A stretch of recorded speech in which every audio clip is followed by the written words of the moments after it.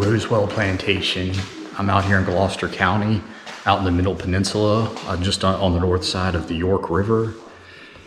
And right now I'm walking through the museum. And this is what it looked like in its prime. And it's 1.5 times larger than the Governor's Palace in Williamsburg. Let's see, built by this guy, Man Page I. Work began 1725, finished around 1737, and he actually died in 1730. So his son, Man Page II, finished it off.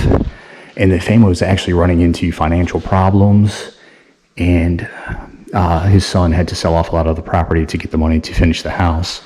And right there, seated the young guy, that's his grandson, John Page, who he became Virginia governor, and he went to William and Mary and became friends with Thomas Jefferson. And Thomas Jefferson would stay in this room right here. It was the Blue Room, and it's where it said he wrote the first draft of the Declaration of Independence. And this hall right here is this hall here. You had marble floors, 14-foot ceilings. This door is actually 10 feet tall. And the house is known for this staircase. And it was so wide that they said 8 people could walk up it going side by side. And up here, this keystone up here is made of Portland stone. And it came from England. And Buckingham Palace actually uses that stone.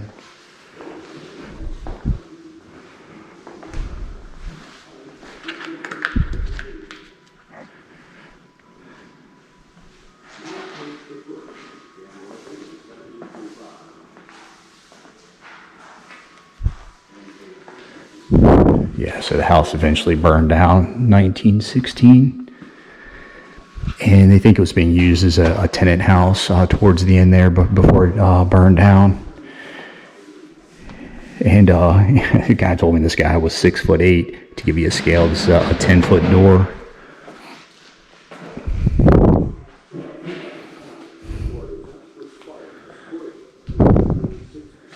So yeah, it was a large plantation.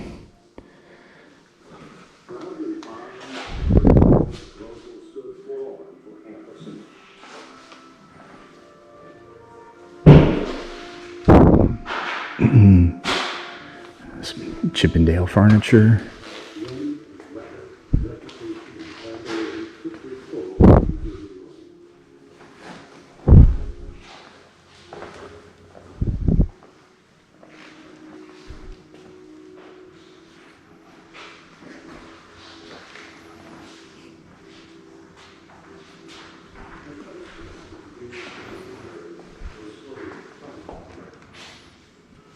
Yeah, there's that stairwell right there.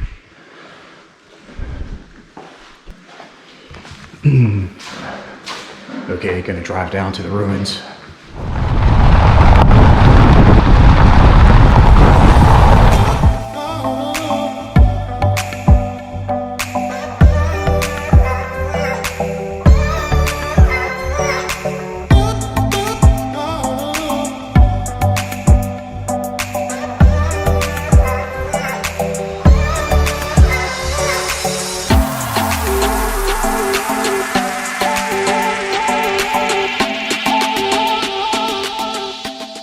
All right, made it. Pretty impressive place.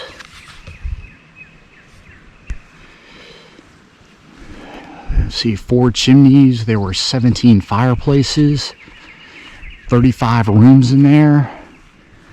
Foundation was 3.5 feet thick. And this land actually was the home of Chief Powhatan and Pocahontas. And the land was first deeded 1639 to this guy, George Menifee. But nothing was done with it for about 15 years because of Indian territory. And then ended up in the hands of John... Nope, take that back. It ended up in the hands of John Mann. And John Mann had one child that lived to adulthood. That would be Mary Mann. and she married Matthew Page from the famous Page family here in Virginia, prominent first family. And some history on the Page family. John Page moved here from England, settled in Williamsburg. At the time it was called Middle Plantation, and his son was Matthew. Yeah, his son was Matthew Page. And then Matthew Page and Mary Mann had a son named Man Page, and that's where that unique name came from. And Man Page, like I said earlier, was the one that built the house, 1705, died 1730, and died of gout. Yeah, that was a big one back then. And they called it the disease of kings. It affected mostly the wealthy. You got it from consuming too much alcohol and meat. And they say he died in the front hall. And yeah, they offer ghost tours. They say the house is haunted. So, oh, and also he married twice. His first wife, Judith Wormley. Yeah, she bore him 2 children. She died while giving birth to their 3rd child. Then he married again. He married Judith Carter, the daughter of Robert King Carter, the wealthiest person in the colonies, biggest landowner. And yeah, so two big families joining together. And so, yeah, so like I said, after he died, Man Page II, he finished construction of the house. He had to sell off some property to raise the money. And house was finished around 1737. And then Man Page II, he had 2 sons. He had Man Page III, who moved out to Spotsylvania County. He built Mansfield Plantation, a big plantation out there just south of the Rappahannock. And then other son, John Page. And John Page, he was probably the most prominent member of the family. Like I say, he had served 3 terms, Virginia governor, and he lived here during the heyday of Rosewell. And then he ended up dying 1809. House was bequeathed to his wife, but after he passed away, his wife was much younger than him. His wife moved to Williamsburg. Then a guy named Thomas Powell ended up buying the house, and he sold off the marble floors in there. And yeah, he really gutted the place. So fast forward 1916, it burned down, and that's where we're at today. So, whew. All right, I'm gonna fly my drone. Actually, I might walk down and see where this goes.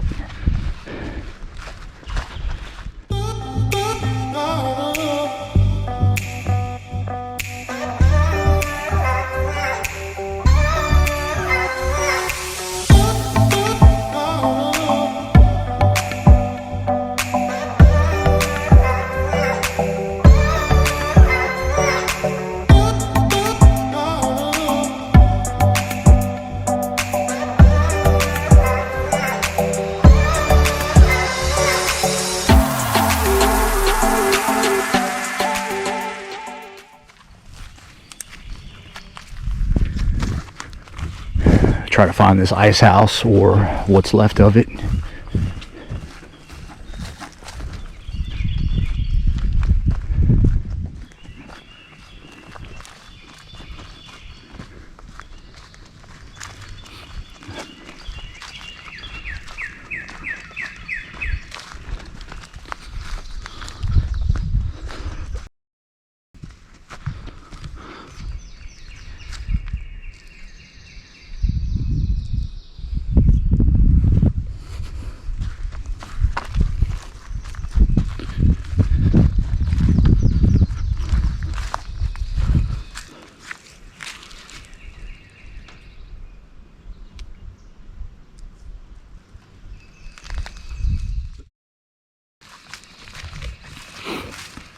Well, that was the ice house.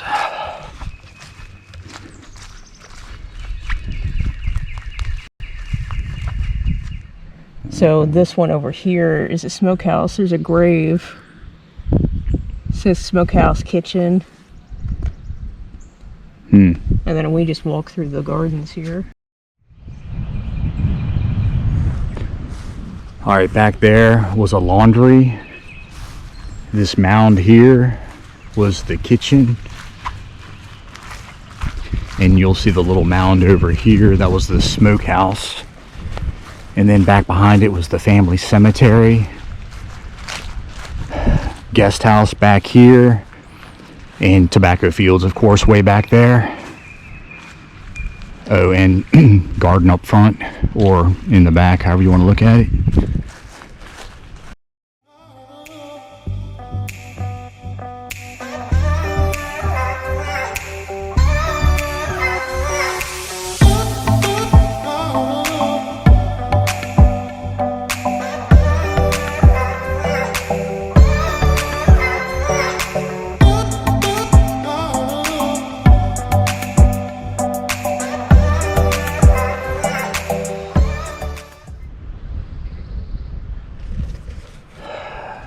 All right, getting out of here. So yeah, I'm gonna put a link to this place if anybody's interested.